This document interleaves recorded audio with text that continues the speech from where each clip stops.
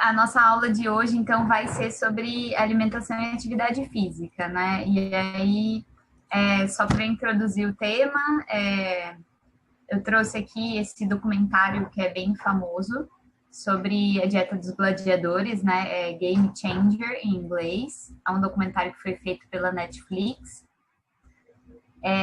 E aí ele traz, através da narrativa do James Wilkes, que era um ex-lutador de MMA, ele, durante, durante esse documentário, ele vai tentando provar que a dieta baseada em plantas é a melhor opção para atletas, né? E aí ele traz vários médicos, vários cientistas e, inclusive, atletas que são veganos para dar depoimento, para mostrar performance. Eles trazem vários estudos, mas é um documentário da Netflix. Então, isso significa que é um documentário bem sensacionalista. Eles extraem partes de pesquisas, assim, que é a parte do resultado que interessava a eles. Então, assim, é interessante a gente ter esse olhar crítico, mas vale a pena assistir. É bem legal. Ele vai trazer vários olhares diferentes para essa dieta vegetariana com atletas, porque se entendia antes que um atleta então precisa, por exemplo, de muita carne, muitos lácteos, muitos ovos, né? Então muito frango, enfim, para ficar forte, para ser resistente. E aí esse documentário vai desmentir isso, vai mostrar que é possível sim, e inclusive assim, muitos estudos que não são citados nesse documentário, mas que já são bem relatados dentro da academia, né, dentro da universidade, sobre o potencial de uma dieta vegetariana, porque ela é menos inflamatória, né? Então, dentro de uma ideia de atividade física que causa um certo dano nos teus tecidos ou pode produzir radicais livres e tudo mais, é sim muito interessante a dieta vegetariana. E aí esses estudos vão trazer isso de uma forma assim, eu diria que mais adequada, né? Mas vale a pena assistir o documentário de qualquer maneira. E falando sobre isso, a gente tem então hoje um convidado muito especial, né? Que é o João. Ele é educador físico, ele é formado pela URGS, e atualmente ele faz mestrado em Ciências do Movimento Humano, que é voltado para a área de exercício durante o tratamento do câncer, e ele atua também como personal trainer em Porto Alegre. E o João também é vegetariano. Então, bom, passo a fala para o João agora. Boa tarde, pessoal. Eu fico muito feliz aqui de poder compartilhar um pouquinho do que eu estudo com vocês. Vocês podem ficar à vontade para fazer pergunta pelo chat, pelo microfone, podem me interromper qualquer hora, a Nath também fazer considerações. Eu vou começar contextualizando alguns hábitos relacionados à atividade física. Eu vou comentar sobre algumas doenças crônicas que o exercício pode trazer alguns benefícios. E também vou explicar um pouco sobre as diferentes modalidades de exercício. E, além disso, eu recomendo que assistam mesmo esse documentário, que é bem legal. Ele mostra, assim, que tu pode ser um atleta recordista olímpico, enfim, mesmo sendo vegano, né? É muito isso que a Nath falou. Muitas críticas podem ser feitas ao documentário. Ele é um pouco extremista, mas é muito legal tu ver atletas veganos, vegetarianos, assim, quebrando recordes. Enfim, vamos lá. Antigamente, né, os nossos ancestrais, desde mais ou menos 3 milhões de anos atrás, eles já dependiam diretamente da atividade física para a sobrevivência. A gente era nômade, né? A gente também precisava caçar animais, fugir de predadores. A gente precisava criar nossas ferramentas, nossas armas com tocos de madeiras, pedras. Então, assim, a gente era muito ativo fisicamente. Cada vez que a gente comia uma refeição, um animal ou, enfim, qualquer outro alimento, a gente não sabia nem se a gente ia conseguir fazer uma outra refeição de novo ou quando seria, né? Com isso, o nosso organismo foi se desenvolvendo para que a gente sempre armazene o máximo possível de energia e de calorias possíveis daquela refeição para nos manter vivos, né? Porque a gente não sabe eles não sabiam se iam ter acesso a uma próxima refeição. E é por isso que a gente sente essa explosão de hormônios aí, de satisfação, de felicidade, quando a gente come uma coisa rica em açúcar, rica em gordura. Porém, o tempo foi passando e o modo como a gente busca alimento hoje em dia, a maneira que a gente passa os nossos dias está muito diferente, né? A gente já não precisa caçar animais, a gente pode pedir isso por uma ligação telefônica, por aplicativo de celular. A gente trabalha muitas vezes sentado em um escritório, em um computador. A gente até se desloca muitas vezes sentado em um carro, em um ônibus. E claro que esses avanços da tecnologia são muito bons, mas eles podem ter algumas consequências se a gente também não souber lidar com algumas das oportunidades que a gente tem, né? E que podem causar o aumento do sedentarismo e da obesidade. Essa é uma notícia bem recente. Metade dos brasileiros está acima do peso e 20% dos adultos estão obesos. Esse gráfico aqui da esquerda mostra, né, que com o passar dos anos, cada vez tem mais brasileiros com excesso de peso ou obesidade. Aqui na direita eu botei como calcular o IMC. Eu acho que a Nath já falou isso para vocês. O IMC não é o melhor parâmetro de todos para avaliar a saúde de alguém, mas a gente pode fazer isso dividindo o peso pela altura ao quadrado.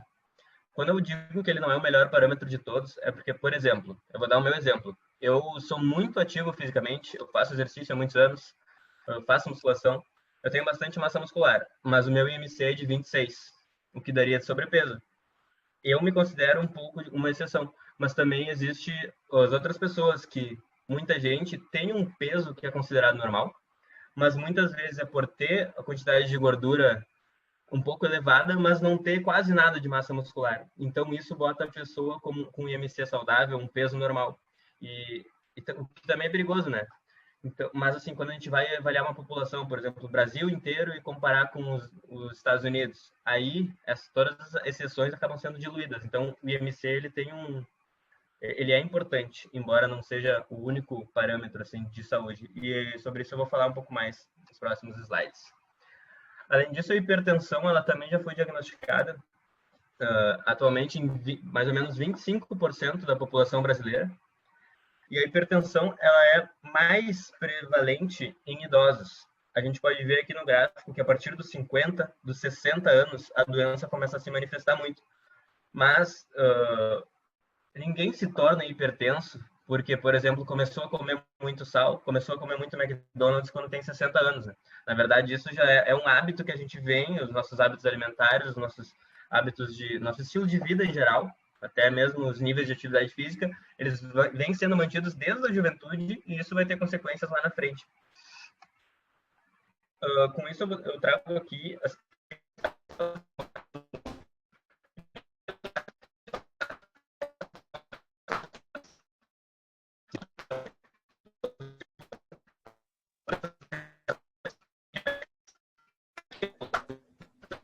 João,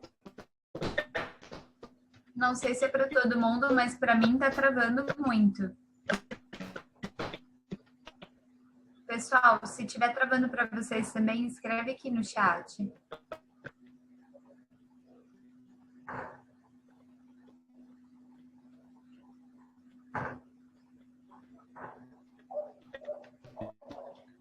Uhum.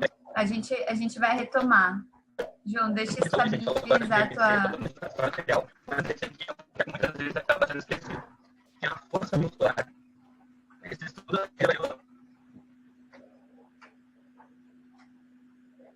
Vamos esperar estabilizar a conexão do João. E aí a gente... Tá escutando, João? Eu tô escutando. Em momentos que parou. Travou há alguns slides atrás. Nossa. Onde aqui? Aí, nessa parte. Tá, aqui eu falei tudo? Aham, sim. Nesse slide aqui parou quando você estava explicando que, então, não é porque a pessoa começa com 50 anos de idade a comer McDonald's e muito sal. Tá, eu vou até desligar o Wi-Fi aqui, tá tudo certo, no celular. Não, então, são os hábitos que a gente mantém desde a nossa juventude, né? que muitas vezes vão determinar se uma doença vai se manifestar mais para frente ou não. Então, a gente já tem que ter hábitos saudáveis, tanto de alimentação como de atividade física, desde jovem, para prevenir que essas coisas, essas diferentes doenças, não vão se desenvolver lá na frente. Esse é um gráfico que mostra as principais causas. Tá ouvindo bem? Uhum. Tá. As principais causas de morte no mundo. A principal causa, disparado, são as doenças cardiovasculares, seguido por câncer, doenças respiratórias e diabetes. Na figura da direita, é uma imagem de um estudo que acompanhou milhares de pessoas e encontrou uma associação de que pessoas mais ativas fisicamente têm redução no risco de desenvolver doenças cardiovasculares em mais ou menos 26%. Quem é ativo fisicamente tem um risco diminuído de 15 a 20% de desenvolver qualquer tipo de câncer, assim como de menos 28% de risco para desenvolver diabetes. Lembrando que essas são as principais causas de morte no mundo. Eu falei ali de IMC, falei de hipertensão, que todo mundo normalmente sabe que é muito importante, são desfechos de saúde. Mas uma coisa que muitas vezes acaba ficando esquecida é a força muscular. A força isolada, ela é um parâmetro que define saúde, define risco, define mortalidade. Esse é um estudo que acompanhou mais de 8 mil homens por 20 anos. Então, no início, eles foram avaliados e divididos em 3 grupos, esses 8 mil homens. Quem tinha baixo nível de força, quem tinha médio nível de força e quem tinha alto nível de força. Eles encontraram que entre as pessoas que tinham baixos níveis de força, tiveram quase o dobro de risco de mortalidade por todas as causas durante o período do estudo, que foi de 20 anos. Também encontraram uma redução mais ou menos o dobro do risco para doenças cardiovasculares, aqui abaixo, e câncer. Comparando, então, muitas vezes a gente pensa, eu sou jovem, eu sou magro, eu sou saudável, eu não preciso me preocupar com isso. Mas eles também dividiram em idosos e jovens. Aqui vamos ver os idosos, né? Essa linha grande roxa aqui significa que esse roxo escuro é quem tinha baixo nível de força. Então, teve muito mais casos de morte em idosos com baixos níveis de força, quando comparados ao nível médio de força ou alto nível de força. Em jovens, a mesma coisa aconteceu. Se tu é um jovem, mesmo não sendo idoso, tu vai ter mais risco de desenvolver câncer, doenças cardiovasculares ou até mesmo levar à morte, se tu tiver baixos níveis de força. Também compararam isso entre pessoas com MC saudável e MC elevado, e a mesma coisa aconteceu. Então, a força muscular é um fator de risco, independentemente da idade, independentemente do nível de sobrepeso, é uma coisa que a gente tem que cuidar, tem que levar em consideração.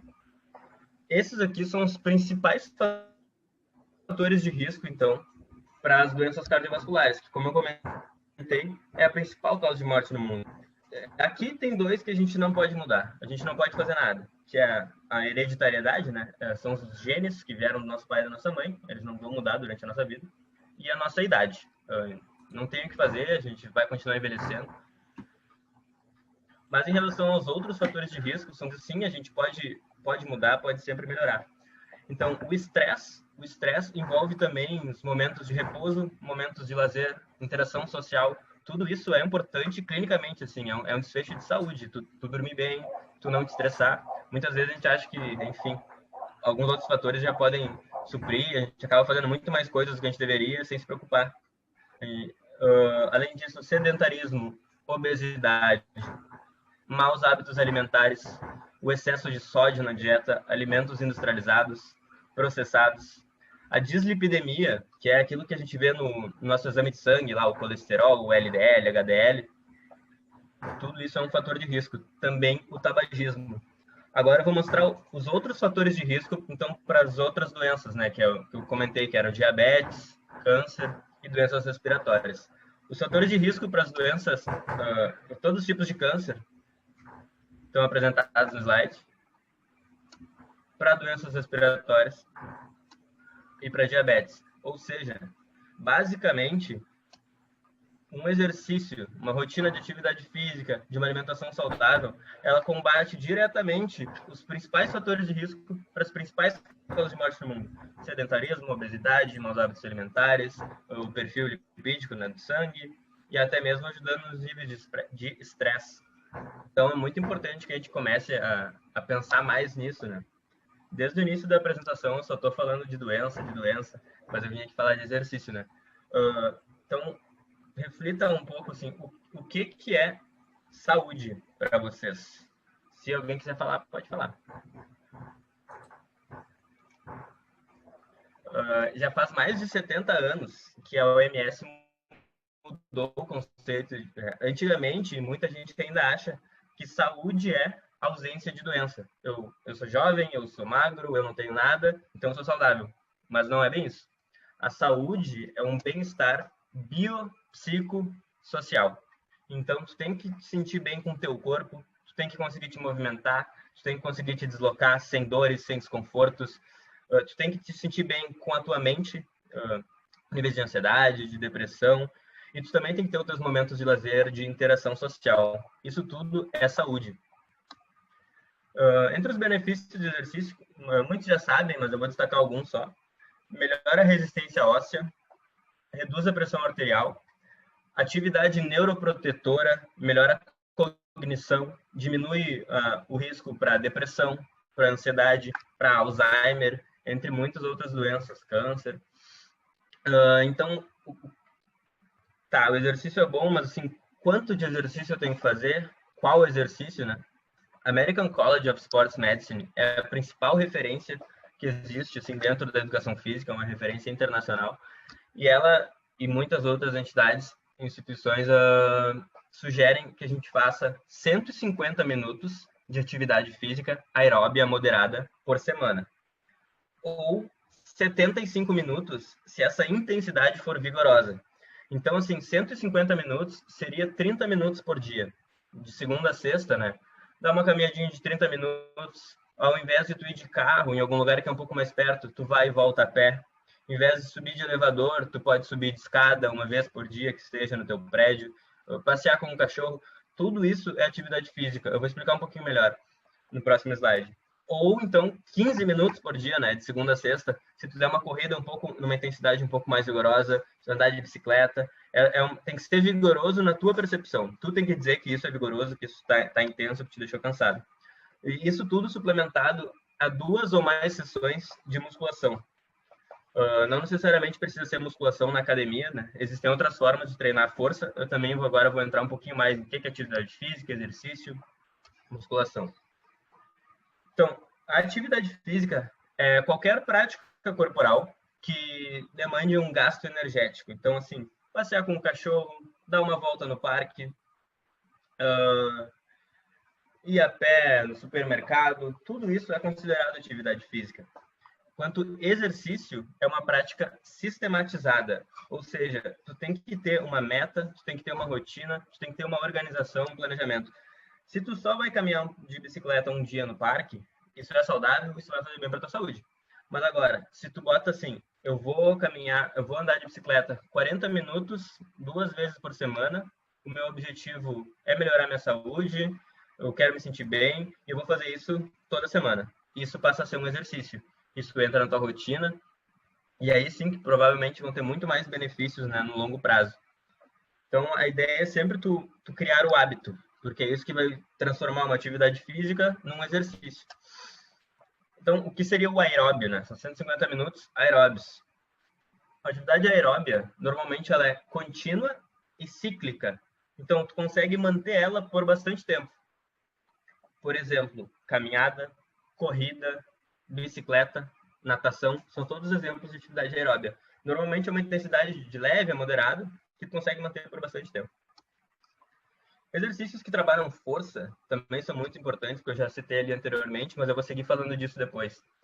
Pode envolver, não precisa ser na academia, pode ser, por exemplo, yoga, ginástica artística, exercícios com peso corporal, qualquer tipo de ginástica, exercícios de musculação, treinamento funcional, até brincadeiras lúdicas, né? Isso é super importante com crianças, mas não só com crianças, todo mundo poderia fazer. Cabo de guerra, queda de braço, tudo isso ajuda a desenvolver a força.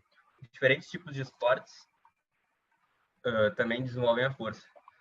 Agora eu vou explicar um pouquinho das principais fontes energéticas. Assim. Quando a gente faz um exercício, da onde que vem assim essa nossa energia? O que que a gente usa para fazer exercício? São três principais. A ATP-CP, que é a fosfocreatina, ela fica armazenada dentro das células musculares. A glicose, que fica tanto nos músculos como no fígado. E as gorduras. As gordurinhas, normalmente, todo mundo sabe onde tem no seu corpo. Então, quando a gente faz uma atividade muito, muito intensa, assim, ó, o Usain Bolt correu 100 metros em 10 segundos. Ele não conseguiria correr mais rápido que isso, ele deu o máximo dele. Ele usou principalmente a primeira fonte ali, que a gente consegue ver no gráfico, esse azulzinho, nos primeiros segundos, né? Ele usou principalmente a ATP-CP. Agora, numa atividade um pouco menos intensa, mas ainda muito intensa, que tu não consiga manter por mais de 1 ou 2 minutos. Vou dar um exemplo aqui, claro que depende do nível de cada um, mas subiu 5 lances de escada, assim, meio no trote, subiu muito rápido, esqueceu uma coisa e estava atrasado. Levou ali quase 1 minuto para fazer isso. Tu vai usar principalmente glicose nessa tarefa. Mas agora uma atividade mais longa, de 30 minutos, a partir de 3 minutos, mas assim, usualmente de 30 minutos a 1 hora, a gente vai usar principalmente gorduras. Porém, isso não significa que tu só vai emagrecer se tu fizer atividade de longa duração. Isso aí eu vou mostrar no estudo aqui no próximo slide. Mas antes de passar para o estudo, eu quero mostrar que assim, ó, mesmo quando a gente faz um estímulo de 10 segundos muito intenso, que a gente usa o ATP-CP, a gente também está usando aqui embaixo, ó, o vermelhinho e o verde, que é a glicose e gordura. Então, não importa se eu estou fazendo por muito tempo ou se eu estou fazendo muito intenso. Eu estou sempre usando os 3 tipos de fontes energéticas. Se eu der um tiro aqui, uma corrida de 1 minuto, muito forte, eu vou estar usando muita glicose, mas eu também vou estar usando muita gordura e também vou estar usando todo o meu estoque de ATP. Em atividades de mais longa duração, eu vou usar muita gordura, mas eu também vou estar usando muita glicose e vou ter esgotado praticamente o meu estoque de ATP. Então, muita gente já viu assim, só começa a queimar gordura depois de 30 minutos na esteira. Isso é mentira, tá? A gente sempre vai estar usando tudo, tu não precisa fazer necessariamente uma atividade de longa duração para emagrecer mais, desde que ela seja intensa. Então, esse é o estudo que comparou exatamente isso. Comparou um grupo fazendo um aeróbio, né? Uma corrida de 30 minutos, de leve a moderado, com um outro grupo que fez em bicicleta um protocolo de 20 segundos de intensidade máxima. Então, assim, por 20 segundos, ele dava toda a energia ali, se esforçava o máximo possível. Descansava só 10 segundos e aí seguia de novo, mais 20 segundos. Aí intervalo só 10 segundos. Ele fez isso por 4 minutos. Então, um grupo treinou bastante tempo, numa intensidade leve, e o outro grupo treinou numa intensidade muito alta, mas treinou por pouco tempo. O treino dele foi 4 minutos. O que será que emagrece mais? O que é melhor? O grupo que fez o exercício em alta intensidade passou de 14% de gordura para 12% de gordura, o que é um ótimo resultado em 12 semanas, né, que era o estudo. E o grupo do aeróbio contínuo emagreceu de 16% de gordura para 14% de gordura. Ou seja, ambos os grupos perderam 2% de gordura. O que é ótimo, né? Se esse for o objetivo deles. As duas estratégias de treinamento foram igualmente efetivas. Tanto faz se no momento da atividade eu estava usando mais ATP, mais glicose, mais gordura. Pensando assim no ponto de vista do emagrecimento, seja atividade intensa ou prolongada, ambas são muito boas.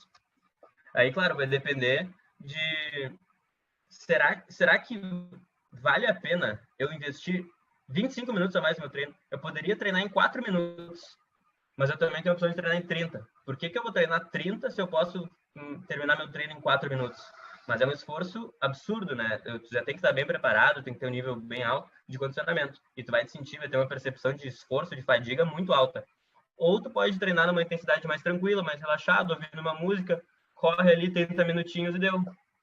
Então, assim, vai depender de cada um, vai depender do objetivo, vai depender das experiências anteriores no treinamento. Assim, não existe um melhor. Tudo vai depender de para quem, né? Então, entre as formas de treinar força, existe treinamento de força, né? A musculação, pode ser um treinamento circuito ou treinamento funcional. Tem o treinamento de potência, que eu vou falar um pouquinho melhor mais à frente, mas ele envolve o treinamento de força, é uma variação da musculação. E diferentes tipos de atividades, de modalidades esportivas, vão trabalhar não só a força, não só a capacidade aeróbia, mas também vão combinar essas diferentes valências. Dá para combinar força com flexibilidade, o Pilates usa muito isso. Uma luta, por exemplo, precisa de muita força, precisa de muita explosão, mas também precisa de muita capacidade cardiorrespiratória. O balé, né? Muita flexibilidade, muita resistência, mas também muita força. Então, o importante sempre é a gente buscar assim essa variedade de benefícios. Falando disso, agora eu vou entrar na questão das fibras musculares. Existem dois principais tipos de fibra. As fibras do tipo 1, elas são as fibras vermelhas. Elas são mais vascularizadas, passa mais sangue, e por isso que ela é chamada de fibra vermelha, né? O sangue é vermelho. Então, tem muito oxigênio disponível para essa fibra. Ela acaba sendo muito resistente, ela demora para fadigar. Porém, ela é uma fibra menor, a fibra do tipo 1, essa. Ela é muito resistente, mas ela é menor e acaba sendo mais fraca. Por outro lado, tem a fibra do tipo 2, que é a fibra branca. Ela tem um calibre maior, ela é mais larga, produz muita força e muita potência. Só que ela não tem todas as características resistentes da fibra do tipo 1. Então, a fibra do tipo 1, ela é muito resistente e fraca, e a fibra do tipo 2, ela é muito forte, muito explosiva, mas fadiga muito rápido. Ainda existe um outro tipo de fibra, que é coringa, assim, meio que quanto mais tu treina uma modalidade, mais ela se adapta em direção a uma ou a outra. Mas não vale entrar muito na discussão, um pouquinho mais específica. Então, como exemplo, assim, maratonistas em geral, todas as pessoas possuem os dois tipos de os três, mas vamos falar dos dois agora. Todas as pessoas possuem os dois tipos de fibra em todos os músculos. Mas dependendo do perfil da pessoa, da genética, ela vai ter mais um tipo de fibra ou mais outro tipo de fibra. Maratonistas, eles têm que correr 42 quilômetros por 2, 3 horas consecutivas. Então, eles precisam de muita resistência. O esporte acaba selecionando essas pessoas que tenham um perfil mais de fibra do tipo 1, que é a fibra que demora para fadigar. Ela é muito vascularizada, tem muitas mitocôndrias, então a gente consegue manter esse estímulo por muitas horas. Agora, por exemplo, velocistas, vamos falar do Usain Bolt de novo. O esporte dele dura 9 segundos. Ele não precisa ser tão resistente à fadiga, mas ele precisa ter muita explosão, muita velocidade. Então, velocistas normalmente têm mais fibras do tipo 2 do que fibras do tipo 1. Isso também varia dentro de músculo, né, de cada pessoa. Tu pode ter um determinado percentual mais fibras do tipo 1 num músculo, mais fibras do tipo 2 no outro.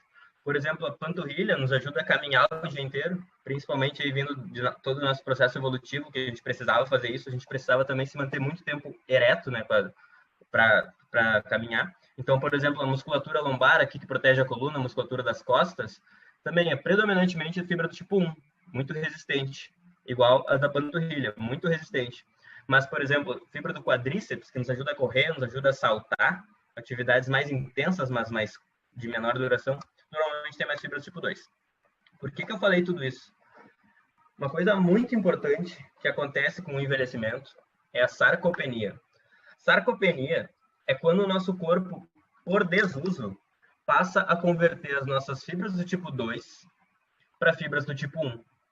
Ou seja, tu perde a tua capacidade de produzir muita força muscular. A fibra do tipo 2 ela é maior. Então, pessoas mais pessoas mais fortes, com maior volume muscular, normalmente têm um pouco mais de fibras do tipo 2. E também possuem, além do volume muscular, tem muito mais força, né? O que ajuda para esportes, para capacidade funcional. Porém, quem não usa, quem não treina essa musculatura, com a idade, com o tempo, acaba convertendo essas fibras para fibras do tipo 1. Então, isso aí pode ter vários prejuízos na capacidade funcional, lembrando que isso começa a acontecer com o envelhecimento. Então, a capacidade de subir uma escada, de carregar sacolas, de subir e levantar de uma cadeira, tudo isso acaba prejudicando a independência funcional de uma pessoa, né? Um idoso, por exemplo, que precisa de ajuda para ir no banheiro. Isso não é só uma repercussão física, né? Isso também deve ter bastante aplicação assim na autoestima da pessoa. Então, tudo isso relacionado à independência, à capacidade funcional da pessoa conseguir fazer todas as tarefas sozinho, pode ser mantida com o treinamento. Lembrando que a fibra que se tu era muito forte, tu não treinou e passou a ter fibra do tipo 1, tu pode voltar a ficar muito forte, só que a tua fibra do tipo 1 nunca vai voltar a ser do tipo 2. Vale a pena tu treinar para evitar lesões musculares, evitar desconforto, né? Tu conseguir te deslocar sem sentir uma limitação, sem sentir dor. Então o treino vai fazer tudo isso, mas o treino não volta a fibra do tipo 1 para a fibra do tipo 2. Mas o treino mantém. As tuas fibras do tipo 2, se tu continua treinando com regularidade, provavelmente tu não vai ter muito essa sarcopenia, ou vai ter menos do que se tu não treinasse. Então, existem muitos tipos de treino, né? Aqui eu vou dar um exemplo, vou comparar 3 tipos. Na esquerda aqui tem um grupo que só fez musculação. Na balança, né, no peso, eles ganharam 830 gramas. Sendo que 1,1 kg eles ganharam massa magra. Ou seja, ganharam 1,1 kg de massa magra e perderam 250 gramas de gordura. O que na balança fez eles ganhar peso. Então, tu pesava 80, tu começou a treinar, te dedicou na academia e no final do mês está com 81. Que saco, né? Eu comecei a fazer exercício e tô mais gordo. Não é isso. Tu provavelmente ganhou muita força, ganhou muito músculo, tu tá muito mais saudável. Isso é um ótimo benefício do treino. Agora, comparando, por exemplo, com esse grupo que fez treinamento aeróbio aqui no meio. Na balança, eles perderam 1,7 kg, sendo que 1,6 kg foi só de gordura, ou seja, muito bom também, melhorou o aspecto antropométrico, de composição corporal, diminuiu bastante a gordura. Mas também teve uma perda de massa muscular aqui, embora pequena, o treinamento aeróbio prejudicou a massa muscular nesse caso. Mas tem um outro grupo, o terceiro, que fez todas as sessões, treinou tanto força como aeróbio. Então, eles perderam 1,6 kg, mas ganharam quase 1 kg de massa muscular e perderam quase 2,5 kg de gordura. Aí, assim, qual treino que é melhor? Parece ser o treinamento combinado, né? Mas, assim, vai depender muito. Vai depender se a pessoa gosta de correr, ela se sente bem fazendo isso. Ou, por exemplo, a pessoa já é muito magra, ela vai fazer só o treino aeróbio. Os benefícios, talvez, de perder muito peso, alguém que já é muito magro, nem sempre vai ser positivo. Ou a pessoa já tem um IMC bem elevado, ele já está muito acima do peso e passa a fazer só musculação. Ganhou força, o que é ótimo, vai prevenir lesões, enfim, vai ter um monte de impacto positivo para a saúde, mas a pessoa também não perdeu peso, não perdeu gordura, no caso. Então, tudo é muito individual, vai depender principalmente do que a pessoa gosta, qual o objetivo dela e se ela vai conseguir manter isso a longo prazo, né? Então, não adianta a gente sempre buscar protocolos assim mirabolantes que prometem resolver todos os problemas se isso não for se tornar um hábito, se isso não pudesse manter na rotina da pessoa. Né? Então, tudo vai depender para quem, qual o objetivo, quais experiências anteriores, nível de treinamento. O ideal é sempre tu fazer uma coisa que faça tu te sentir bem, que tu vai conseguir manter na tua rotina e que tu vai fazer sempre. Esse aqui é um exemplo, a escala está em MET. MET é metabólico equivalente da tarefa, né? É o gasto energético por atividade. Então, assim, agora que a gente tá vivo, o coração está batendo, o intestino funcionando, todas as reações químicas que acontecem no organismo, a gente gasta 1 MET. Essa aqui é a medida. Quando a gente dorme, a gente gasta menos energia do que quando a gente está acordado. Quando a gente está trabalhando, sendo criativo, estimulando o cérebro, escrevendo, a gente gasta 80% a mais de energia nessa tabelinha aqui, 1,8 METs. Mas quando a gente faz um exercício numa intensidade mais vigorosa, a gente chega a gastar de 7 a 10 vezes mais energia. Então, é muito importante, né, pensando aí na composição corporal e em todos os parâmetros de saúde, que a gente busque se manter ativo fisicamente. Isso é um questionário, o questionário Parquet, é também muito conhecido em todas as instituições aí da educação física, sempre se fala nele, que ele é um questionário que, se tu responde não para todas as questões, cientificamente embasado, tá? Tu não precisa consultar um médico para dizer se tu pode ou não fazer exercício. Tu respondendo não nessa tabelinha para tudo, tu tá apto a fazer exercício. Então, eu vou ler aqui. O teu médico alguma vez já falou se tu tem alguma condição cardíaca ou pressão alta? Você sente dor no peito no descanso, durante as atividades diárias ou praticando atividade física? Você já perdeu o equilíbrio por tontura ou perdeu a consciência nos últimos 12 meses? Você já foi diagnosticado com alguma outra condição clínica médica além de pressão arterial alta? Você atualmente toma medicação prescrita para uma condição crônica? Você atualmente, nos últimos 12 meses, teve alguma lesão óssea, ligamentar, muscular que possa piorar se você se tornar fisicamente ativo? O teu médico já disse alguma vez que tu só pode praticar atividade física supervisionada por um médico? Se tu respondeu não para tudo, tu tá apto a fazer exercício e é muito recomendado que tu aumente aí os teus níveis de atividade física se tu ainda não mantém aqueles 150 minutos que eu conversei anteriormente. Ainda que tu tenha respondido sim para algumas dessas questões, eu deixei o link aqui embaixo no slide, mais por curiosidade, mas aí o questionário ele se subdivide e faz algumas questões mais específicas para ver realmente se o teu caso, se tu pode ou não fazer atividade física ou se tu precisa realmente consultar um médico. Então, o recomendado é realizar 150 minutos de atividade física aeróbia moderada ou 75 minutos se a atividade for vigorosa, suplementado por 2 ou mais vezes de musculação.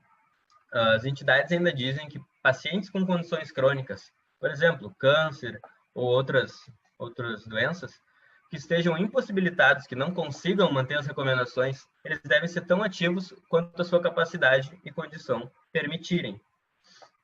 Ou seja, tu não estava acostumado a fazer muita coisa, agora às vezes o teu joelho dói, enfim. Tu pode começar devagar, tu faz tudo que tu conseguir, tudo que tua condição permitir. Na primeira semana tu faz 50 minutos, dali na segunda semana tu tenta um pouquinho mais, tenta 60, tenta 70, começa com 1 vez por semana de musculação, depois passa para 2, mas o importante é tu te manter ativo dentro da tua condição. Esse aqui é um estudo tão recente que ele ainda nem foi publicado. Isso é um pré-print. Os autores divulgaram os resultados do estudo, porque é muito relevante, mas o estudo ainda não foi publicado. Provavelmente vai ser publicado agora, mês que vem, ou até o final do ano. Atividade física regular reduziu o risco em 34% de internação para pacientes com Covid. Então, é um estudo da USP, é um estudo brasileiro, da USP e de outras universidades federais. Ele encontrou aqui o que é essa atividade física regular, né, que eu falei. Os parâmetros dos autores foram exatamente esses: 150 minutos de atividade física por semana ou 75 minutos se a atividade for vigorosa. Então, eles mostraram aqui, fazendo uma análise de meta-regressão, que a atividade física foi associada a uma menor prevalência de hospitalização em quem realizava maiores níveis de atividade física, independentemente de idade, sexo, IMC ou doenças pré-existentes. Ainda, aqui,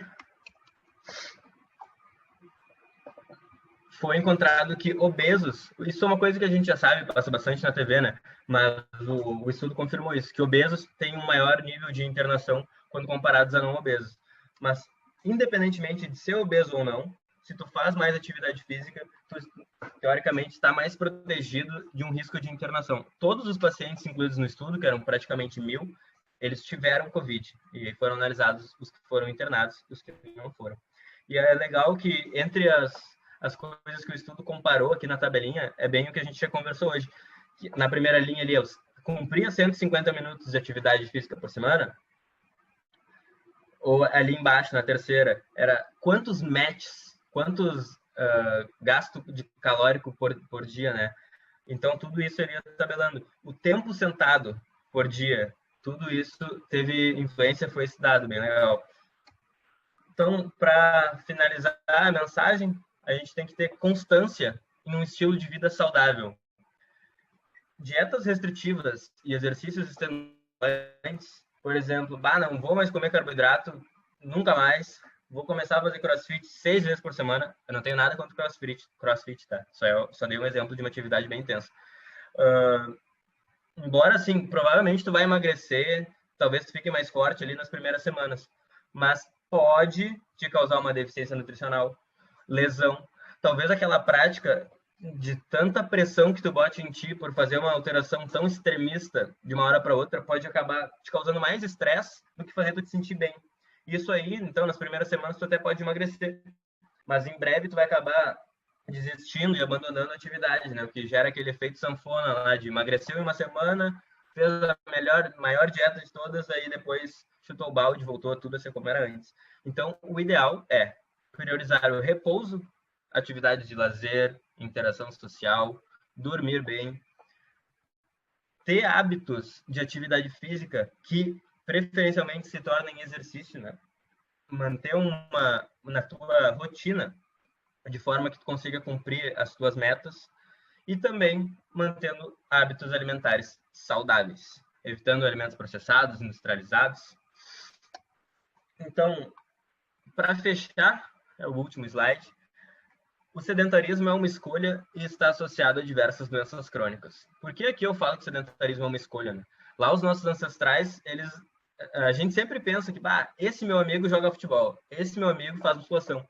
Mas, na verdade, antigamente, né, todo mundo era ativo fisicamente. Não tinha como tu não ser. E hoje em dia, que a gente acha que ser sedentário é normal, mas na verdade não é. Isso, tanto que tem causado tantos problemas aí para a saúde, né, em toda a população. Então, a gente sempre tem que buscar, assim, não sobe de elevador sempre, às vezes vai de escada, andar mais a pé, enfim, cada um sabe as alterações, adaptações que podem fazer na sua rotina.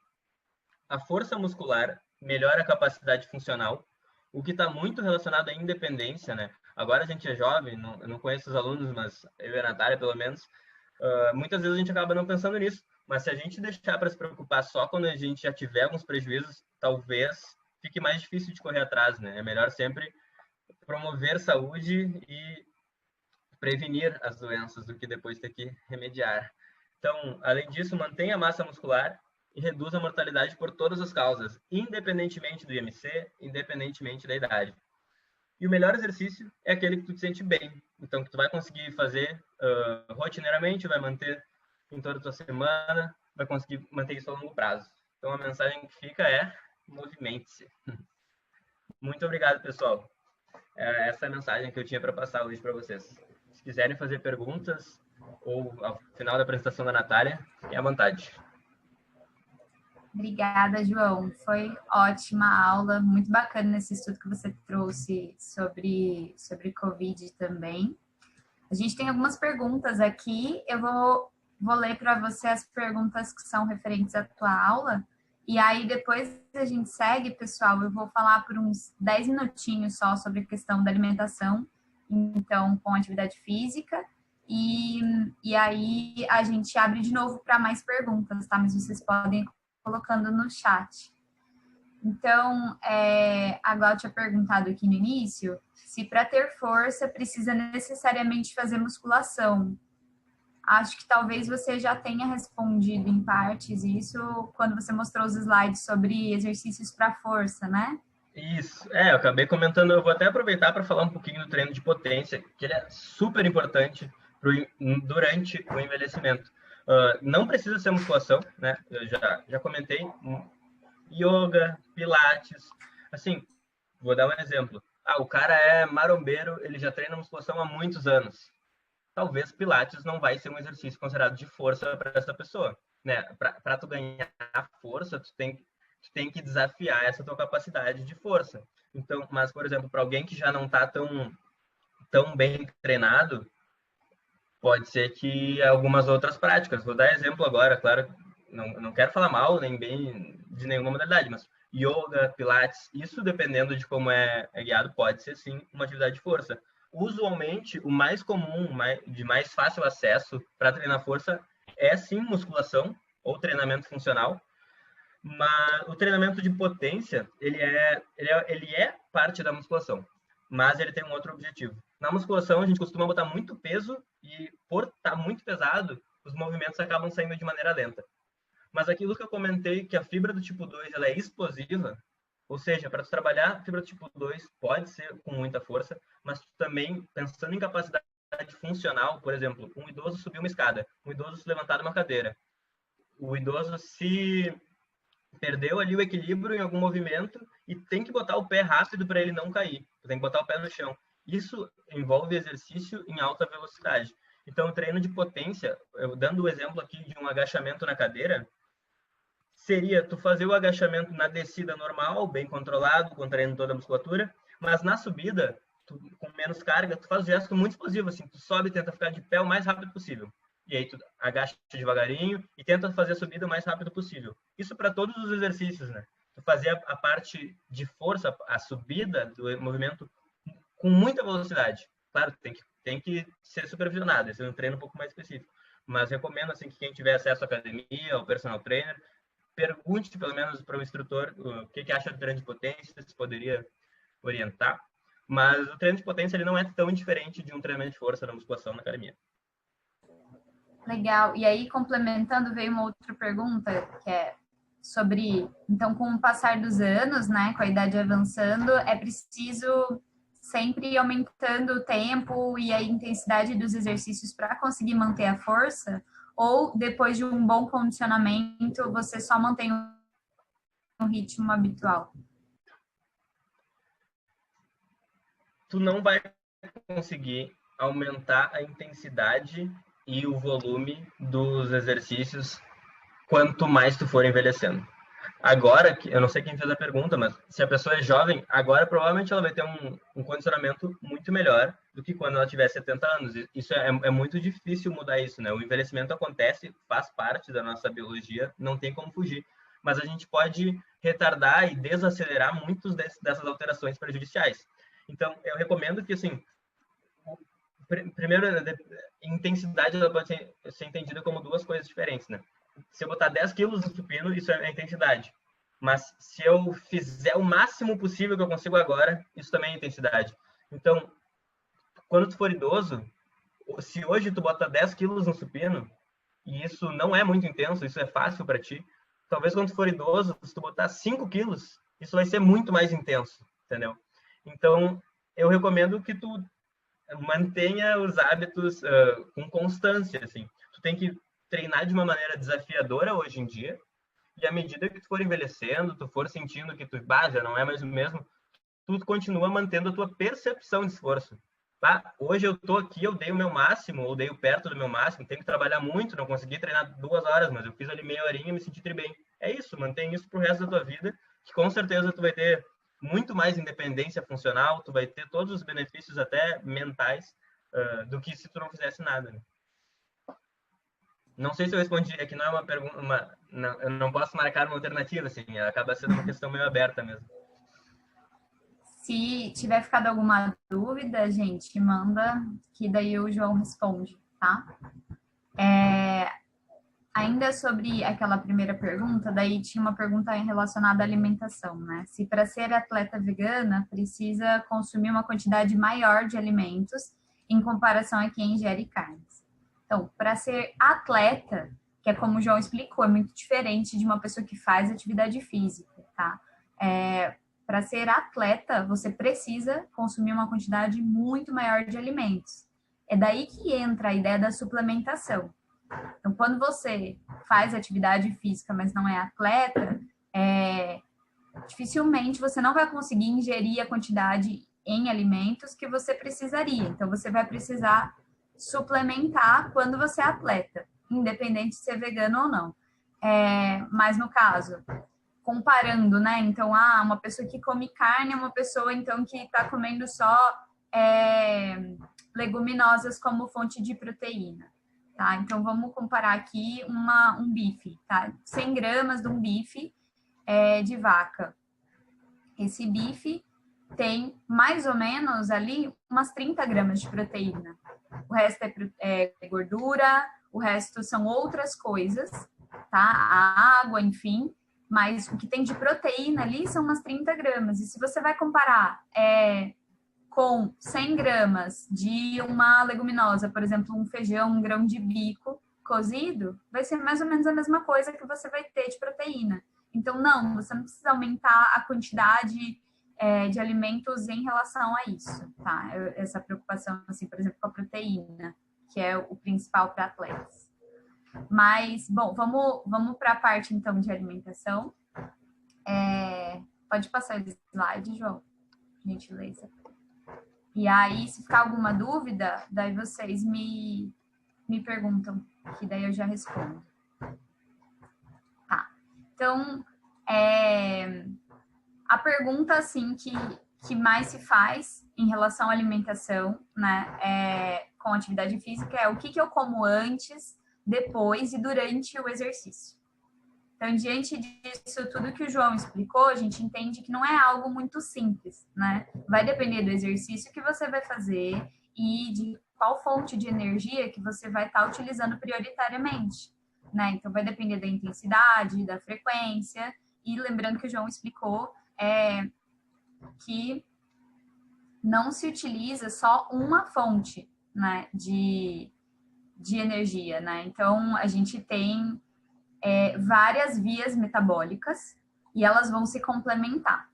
Então, eu trouxe esse quadro aqui para a gente lembrar alguns pontos importantes sobre as nossas escolhas, tá? Então, a gente vê aqui os macronutrientes, né? Proteína, carboidrato e lipídio, que geram a energia que a gente vai precisar ou outras moléculas que a gente também vai precisar para reposição durante o exercício, depois do exercício, tá? E olha como eles são armazenados, né? Então, no caso das proteínas, que a gente não tem reserva, lembra que eu comentei? A gente tem aqui a questão da proteína, vai ser a mesma coisa, né? Então, 1 quilo de proteína é isso aí. Mas, por exemplo, no caso da glicose, tá? Que a gente armazena em forma de glicogênio. Vocês lembram que a gente explicou isso na aula sobre os doces, né? Então, quando a gente armazena em forma de glicogênio, a gente tem quase o triplo do peso da glicose só em água. Ou seja, se você gasta umas 600 gramas do teu glicogênio durante o exercício, se você se pesar logo depois, você vai ter perdido quase uns 3 quilos. Mas isso vai ser reposto. Então, não é que você está engordando, sabe? Isso significa que, como o João explicou, o peso sozinho ele não é um parâmetro de nada, né? Mais importante do que isso é a constituição do teu corpo. Então, quanto que você tem ali de fato de massa muscular ou de tecido de gordura, tá? Ou ossos, né? Então, a massa óssea também é algo que pesa, né? E aí, outro ponto importante é a quantidade de energia que pode ser gerada a partir de cada fonte dessas, né? Então, em 1 grama de gordura, você gera quase o dobro de energia que em 1 grama de carboidrato. Mas lembrando que o carboidrato, ele tem muita água quando ele está armazenado, então ele traz consigo hidratação, né? Porque quando você utiliza a molécula de glicogênio, você quebra ela, utiliza a glicose e a água é liberada, né? Pode passar. Mas então, antes de eu dar algumas sugestões de cardápio para os exercícios, a gente vai desconstruir algumas ideias, tá? Então, se você praticar atividade física diariamente, você não significa que você é um atleta. Então, você não necessariamente vai precisar de suplemento, como eu expliquei, né? Em tese, o que você come deveria ser suficiente para gerar os nutrientes que você precisa. E aí vem 2 pontos importantes. Se você tem um consumo adequado de proteínas ao longo do teu dia, então tá tudo bem você não consumir a proteína logo depois do exercício, que é o que eu vou mostrar para vocês mais para frente, tá? Por exemplo, quem malha muito tarde, né? Ou então que malha no período da manhã e aí sabe que ao longo do seu dia vai ter um consumo de proteínas, né? Tem um outro ponto importante que é a questão da janela metabólica, né? Se fala muito sobre a janela metabólica, que é aquele período de 30 minutos depois do exercício que você deveria consumir, então, proteína e carboidrato, tá? Mas ela existe para pessoas que têm um treino intenso e com a intenção de apoiar o corpo na regeneração e na formação de massa muscular, tá? Outro ponto importante é a questão do consumo de proteína em excesso, tá? Então, se você consome muita proteína, além do risco da sobrecarga para o teu rim, né, e para o teu fígado, isso é ineficiente. Por quê? Porque, como eu expliquei naquela aula de carboidratos, proteína em excesso, ela não é armazenada. E aí, ela vai ser transformada em gordura, né? E, bom, não é só de macronutrientes que vive um atleta, isso é importante a gente ter em mente. Então, minerais e vitaminas é algo muito, muito importante, né? Tanto para atletas quanto para quem pratica atividade física, né? E a água, claro que é fundamental. E aí, os 3 quadros aqui em cima, eles vão explicar a função de cada vitamina e cada mineral no nosso corpo. Eu acho que é muito importante a gente dar uma lida nisso, tá? Então, já está na nossa pastinha essas informações, mas eu coloquei aqui para mostrar para vocês o quanto que os micronutrientes eles estão envolvidos nos processos energéticos, tá? Então, eles vão fazer toda a regulação, ajudar a potencializar todos os ciclos de metabolismo, tá? E aí, por exemplo, o zinco e o enxofre que vão atuar na formação das proteínas, o sódio, o potássio e o cálcio que estão envolvidos na contração muscular, o magnésio no relaxamento muscular, o ferro que vai transportar o oxigênio para o exercício, e as atividades físicas como a vitamina C, que está envolvida na cicatrização, a vitamina K na coagulação do sangue, a vitamina E, que é um super antioxidante, as vitaminas do complexo B, que vão fazer a regulação dos metabolismos de carboidrato, proteína e lipídio, tá? E a maioria dos alimentos ricos em vitaminas e minerais, eles são também ricos em antioxidantes. Por exemplo, as frutas e vegetais, né? Então, isso significa que, além de regular funções, a gente vai ter uma super ação importante de antioxidante, tá? Porque quando a gente faz exercício, a gente produz naturalmente radicais livres, que são substâncias que causam o envelhecimento das nossas células.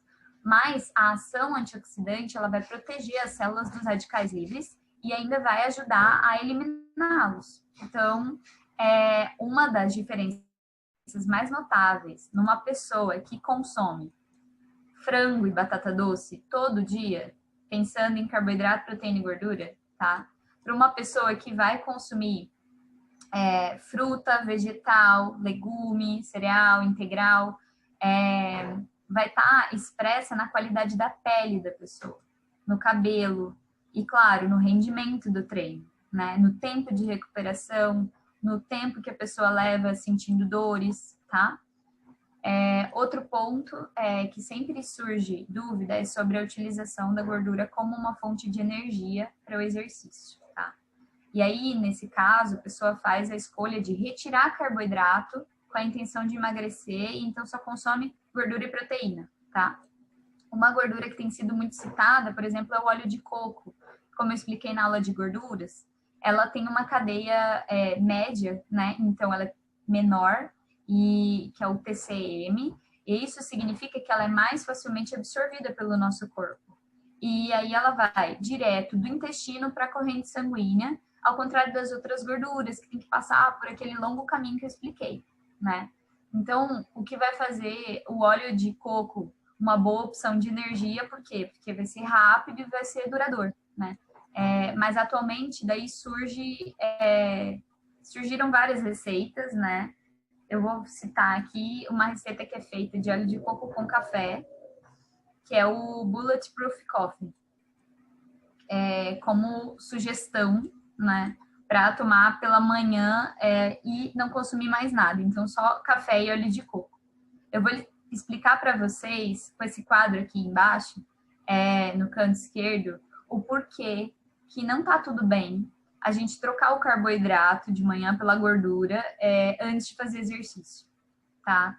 Ou para, enfim, tentar queimar gordura. Na minha aula de fisiologia do exercício na faculdade, o professor sempre repetia uma frase: a gordura queima numa chama de carboidrato. E aí, então, agora eu vou explicar o que isso significa, tá? Quando acabam as fontes de glicogênio, a oxidação de gordura aumenta, tá? Então, você começa a queimar gordura. E aí, essas cápsulas, né, de triglicerídeo, que estão armazenando as gorduras que eu expliquei no tecido adiposo, elas vão sendo liberadas e vão indo para o fígado, que vai quebrar elas e vai liberar os ácidos graxos, que é a maneira como a gente utiliza a fonte de gordura, tá? Como energia. E aí, então, eles vão entrar no ciclo de Krebs, ou seja, eles vão produzir a energia, e aí eles vão precisar de uma molécula que vai dar início para esse ciclo, ou seja, vai fazer a roda girar, tá? E essa molécula se chama oxalacetato. E adivinhem a partir de quem que ela é produzida? Da glicose. Então, essa é a chama de carboidrato que vai queimar a gordura, tá? Mas se não tiver glicose, tem alguma alternativa. Degradar o quê? O músculo, a proteína e transformar esses aminoácidos em oxalacetato. E aí isso vai tornar um ciclo super lento. Tônicos no teu corpo, que produz isso, né? E o resto dessa história eu vou explicar para vocês daqui a pouco, mas o que eu quero deixar claro aqui é que a gente precisa, sim, de carboidrato para perder gordura, tá? Vocês estão me escutando direitinho? Só para confirmar aqui. Tá, beleza. Bom, então, por fim, outros 2 pontos que eu quero desmistificar aqui é a questão do jejum na atividade física, tá? São 2 pontos que são citados nos estudos sobre jejum e exercício físico. O primeiro ponto é sobre a potência e a fadiga, né? Então, a maioria desses estudos, eles foram feitos com atletas num período de Ramadã, que é o momento em que se faz o jejum, né? E aí todos apontam para uma redução do rendimento físico, uma piora de resultados relacionada a uma diminuição de potencial e uma apresentação de fadiga mais frequente, né? E o segundo ponto é a combinação para catabolismo, tá? Ou seja, a perda não de gordura, mas de massa muscular. E isso porque, como eu expliquei lá em cima, a gordura ela queima em uma chama de carboidrato, que é o oxalacetato, lembra? Então, nesse caso, quem vai ser queimado para virar oxalacetato vai ser a proteína. Então, a gente perde massa muscular, além de ser muito perigoso fazer isso, né? Porque quando tem um acúmulo de corpos cetônicos no nosso sangue, tem uma acidificação do sangue, que além de propiciar infecções, vai causar um desequilíbrio eletrolítico, que vai gerar uma desidratação, pode causar arritmia, levar até um estado de consciência alterado, coma. Então, isso é a cetoacidose, tá? Que é uma das causas de morte de quem tem diabetes descompensada, tá?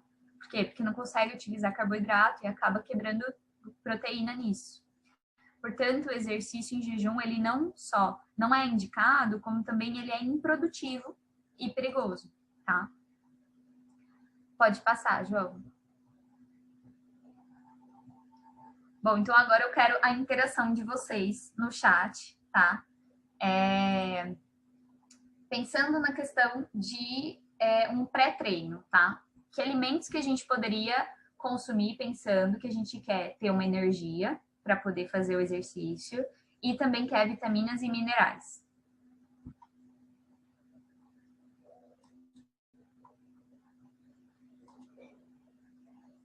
Vou esperar 1 minuto antes de dar a cola. Frango e batata doce.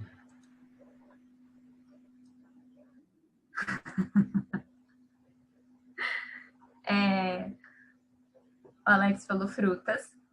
O João falou frango e batata doce, mas eu vou desconsiderar.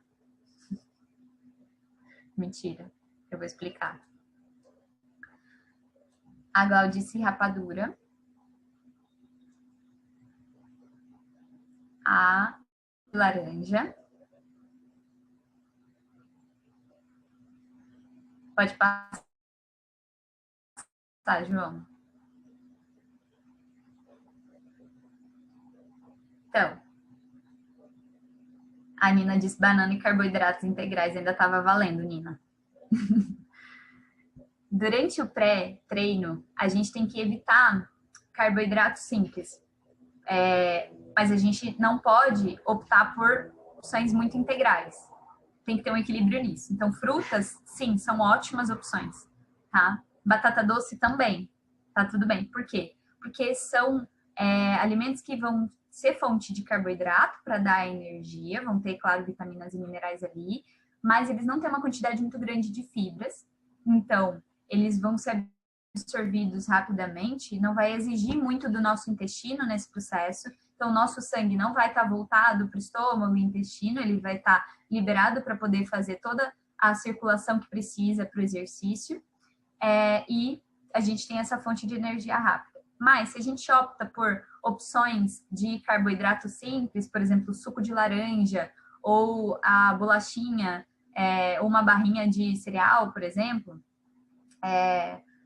vai ter um pico de glicemia nesse processo. E isso não é legal. Por quê? Porque entra uma glicose muito rápida, mas ela também cai muito rápido. E a gente fica sem energia, tá? Então, durante o treino, o que a gente tem que consumir? Vou dar 1 minuto.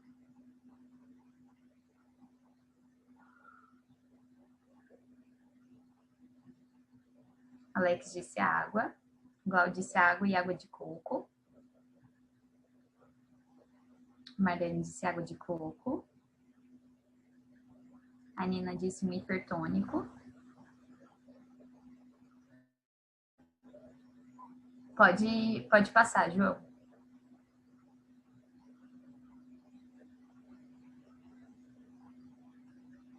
Então, a água com certeza, tá? Então, água sempre. Por quê? Porque a gente precisa da água, inclusive, para fazer com que a gente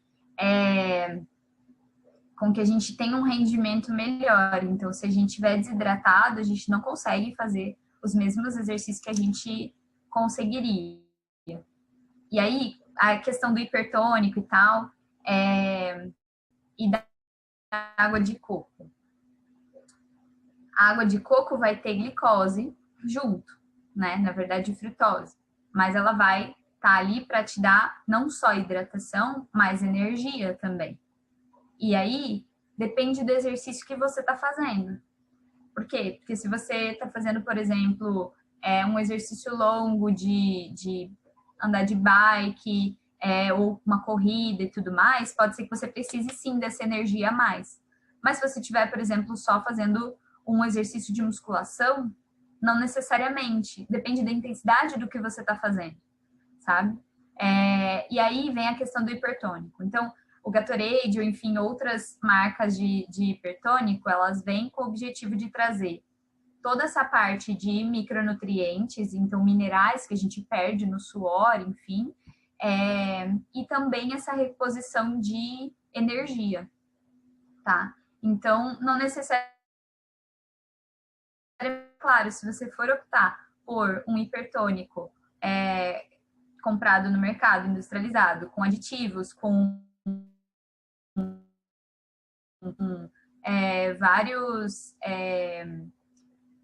várias substâncias que podem ser alergênicas,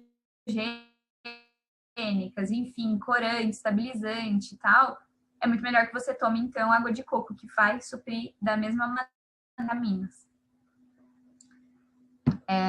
O Alex disse o quê? Gatorade nem para preparo de colonoscopia.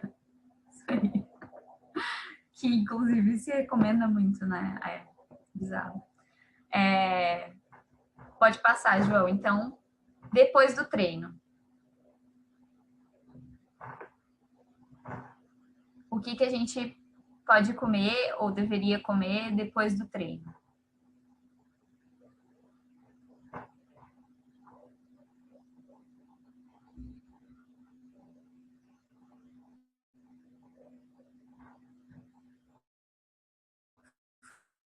Frutas, Alex disse. água,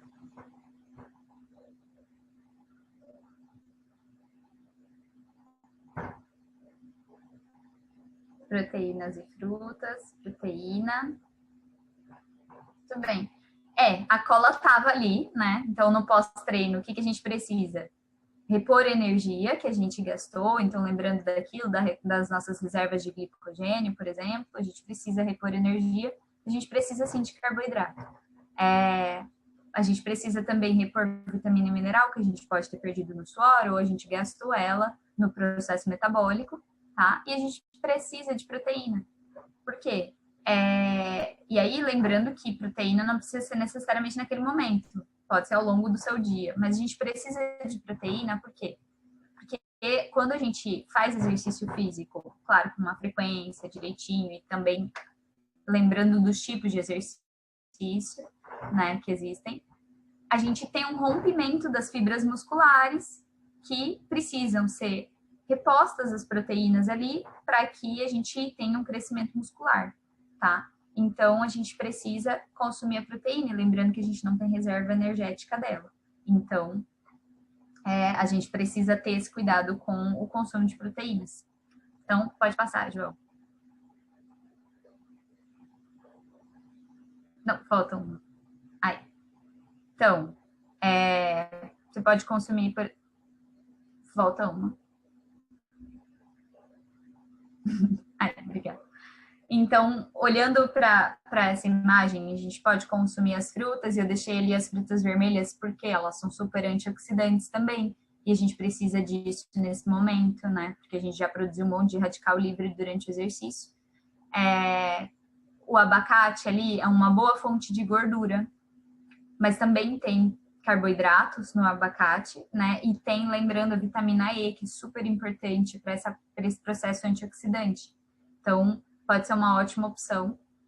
A gente tem a opção de fazer, por exemplo, um cookie que seja com fibras, então aquela parte dos cereais integrais cabe agora, nesse momento, que a gente pode repor aos poucos a energia, tá?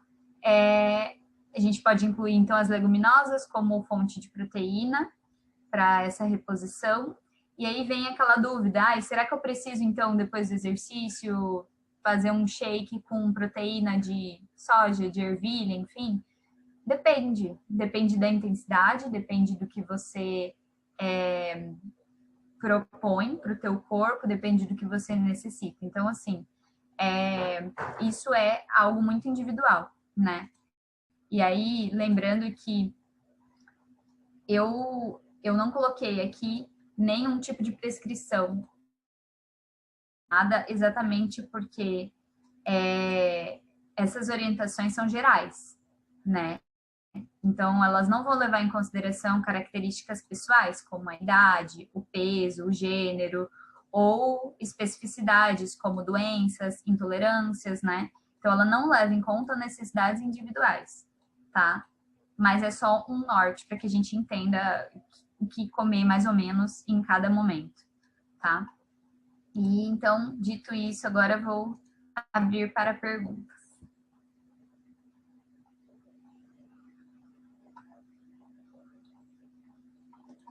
Deixa eu dar uma lida lá em cima se tinha alguma pergunta aqui.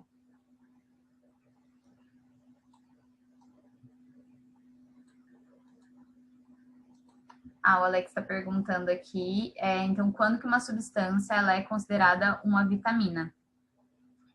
Quando ela se conforma dentro da molécula, exatamente da composição de uma molécula da vitamina que for. Não sei se ficou bem explicado isso. E aí pergunta também sobre essa questão de sempre ser um ácido. Não necessariamente. Tá? Então, a gente tem vitaminas que são lipossolúveis ou hidrossolúveis, ou seja, que vão se solubilizar em água ou vão se solubilizar em gordura. Então, a composição dela, da molécula, é muito diferente de vitamina para vitamina.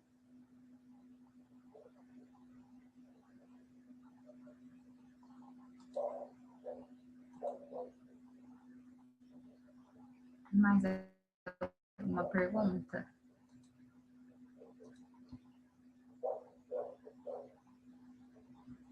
Ninguém? Vou fazer uma pergunta para o João, então.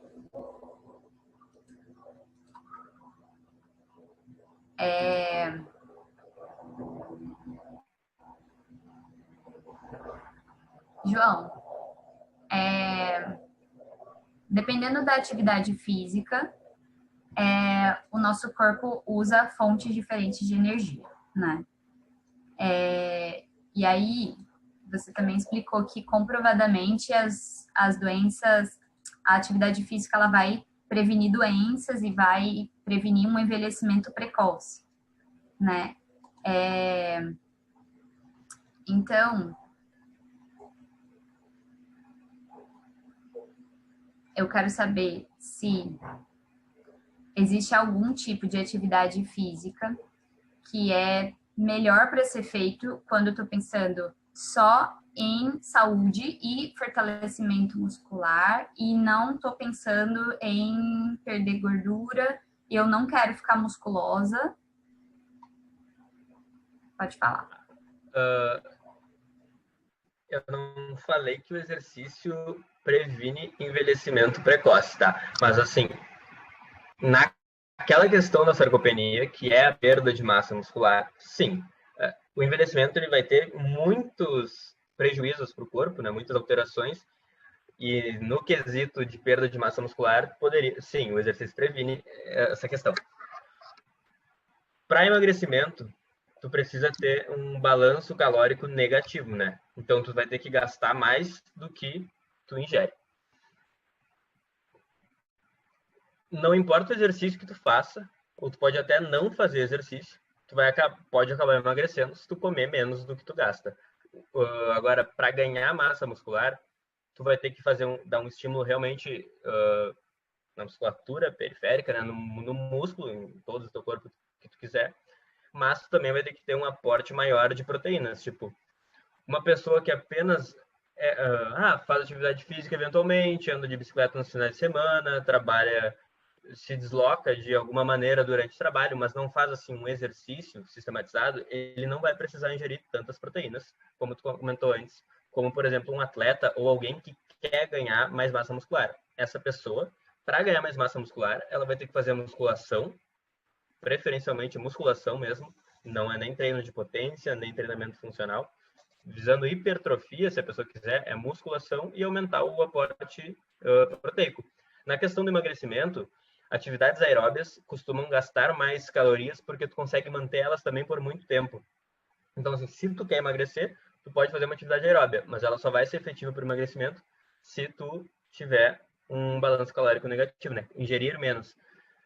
Agora, se tu só quer ser ativo fisicamente, a sugestão é, pensando tanto em doenças, como em composição corporal, como na transição aquelas das fibras musculares. Então, o ideal é que tu realmente faça os dois tipos de atividade, as atividades aeróbias e as atividades de força.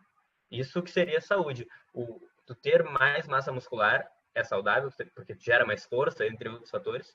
E assim como, por exemplo, exercícios aeróbios melhoram a capacidade cardiorrespiratória, a própria, por diminuir a quantidade de gordura, também já diminui muitos fatores inflamatórios, então, por ter menos gordura, tu já está menos propenso. Então, o ideal é tu aliar os dois tipos. Tu não precisa fazer necessariamente musculação e corrida, mas, em vez da corrida, tu pode fazer uma bicicleta, uma natação, caminhadas. Em vez da musculação, tu pode fazer crossfit, treinamento funcional, treinamento com elásticos, enfim, mas atividades que desafiem a força. Força e aeróbio é importante. Legal. Eu vou aproveitar aqui que eu voltei a falar, eu não tinha visto a pergunta do Alex, eu não estava com o chat aberto. Ele disse que o P-value, o valor do P ali, estava um pouco elevado nessa última tabela. Como eu falei nesse estudo do Covid, foi significativo, eles encontraram alteração para os indivíduos que realizavam mais de 150 minutos por semana. Aqui esse P009, tudo que está em negrito ali significa que foi positivo. Então, quem fez bastante atividade física por semana teve menos internação por Covid. Assim como quem teve mais gasto energético. Aí eles não pegaram por minutos, né? Eles pegaram pelos METs. Isso aí também foi significativo. O que eu comentei do tempo sentado foi que realmente é uma variável, é um desfecho de saúde, que nem eu comentei que hoje em dia a gente trabalha sentado, a gente se desloca sentado. Eu disse que eles avaliaram, assim, eu não disse que as pessoas que ficaram mais sentadas tiveram menos, tá? Mas embora esse estudo não tenha encontrado uma alteração que no tempo sentado a pessoa ficou mais internada por Covid ou não, mas eu achei interessante destacar que isso realmente é um desfecho de saúde, né? Isso é um estudo clínico com pacientes com Covid e isso é uma coisa avaliada, assim. Então, nesse caso não deu alteração realmente, mas em muitas doenças, em muitos hábitos, isso pode fazer sim, tanto que eles estão avaliando. Já aproveita então e responde as duas últimas perguntas que foram para você. Vou abrir aqui, como eu estou compartilhando a tela, não. Vamos ver. 2 horas de pilates por semana é suficiente? 120 minutos de atividade moderada. Não, porque tu precisa de 150 minutos de atividade física aeróbia, tá? O pilates, se tu te sente desafiado em fazer, assim, tu te sente desafiado na força, tu sente o abdômen trabalhar, tu sai com os ombros cansados, tu sente realmente que tu está fazendo força no pilates, porque o pilates ele vai ser uma atividade de força dependendo do teu nível de condicionamento, tá? Eu diria que uma pessoa muito jovem, um atleta, alguém muito bem condicionado, eu não diria que pilates seria um estímulo suficiente para força. Mas pensando em prevenção de doenças e tal, assim, não em tu melhorar muito a performance, mas em tu não piorar, aí o pilates pode entrar assim como uma atividade de força, mas ela não é uma atividade aeróbia. Tu precisa de 150 minutos de atividade aeróbia, mais 2 de força. Então, as de força não entram nessa contagem de 150 minutos. Mas esses 150 minutos, eles entram caminhadas. Se tu vai ali na feira, vai no supermercado a pé, isso já conta. Se isso for moderado para ti, se a velocidade que tu caminha, o esforço que tu faz, tu considera ele moderado, daí ele conta. Ou, lembrando que pode ser 75 minutos, né, por semana, se tu for intenso. Aí é uma corridinha, alguma coisa mais. Comecei yoga na pandemia e vi bons resultados, aumento de força, massa magra. O yoga realmente, assim, eu não entendo muito de yoga, mas eu acho que tem várias vertentes, assim, tem umas que são muito, muito desafiadoras, principalmente para o core, questão da respiração. Acho que tem muitos benefícios. Saiu detonado do Pilates. Não, mas tu vai chegar lá, e até assim, agora isso, ótimo. Tu começa com Pilates. Eu não sei muito bem os métodos de progressão do professor e tudo mais, mas se tu tá te sentindo realmente, tô cansado, Pilates é moderado, é vigoroso, tá ótimo. Se tu gosta, mantém. Daqui a pouco tu pode estar achando que já tá muito melhor agora, tu já tá mais forte. Então tu pode até manter essas 2 de Pilates, mas adiciona uma de treinamento funcional, alguma coisa assim, entendeu? E lembrando que também, por exemplo, se tu fizer um treinamento funcional, aí também já não é só força, porque também é um circuitão, tu não vai parar quieto por 1 hora. Então, assim, não vamos botar só na caixinha do isso é força, isso é aeróbio. Um treinamento funcional, ele envolve os dois. Um esporte, vou dar um exemplo mais extremo, mas uma luta envolve os dois, é força, é aeróbio. Então, tudo assim, tu tem que ir pensando o que isso repercute para ti. Aí, funcional. É ótimo, mas é isso aí mesmo, o importante é se manter. É tu manter os teus hábitos, tu te manter ativo. Te mantendo ativo já é o melhor que tu pode fazer. Boa, de nada. Qualquer coisa é só perguntar. Obrigada, João, pela tua participação. Foi ótimo, muito esclarecedor. Obrigada, gente, por ter participado. Adorei as perguntas, adorei vocês todos empolgados. Espero que a gente saia dessa aula motivado para poder fazer atividade física, para voltar a fazer, quem não está fazendo, e para se manter, quem já está, né?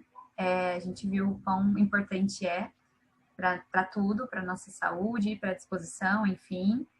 E aí a gente se vê, então, semana que vem. Vamos ver qual vai ser o tema da aula, não é mesmo? Então tá, valeu, Nath, a oportunidade. Valeu, pessoal. Qualquer coisa podem mandar e-mail lá no meu contato, qualquer dúvida que surgir, posso ajudar. Bacana. Vou parar de gravar aqui.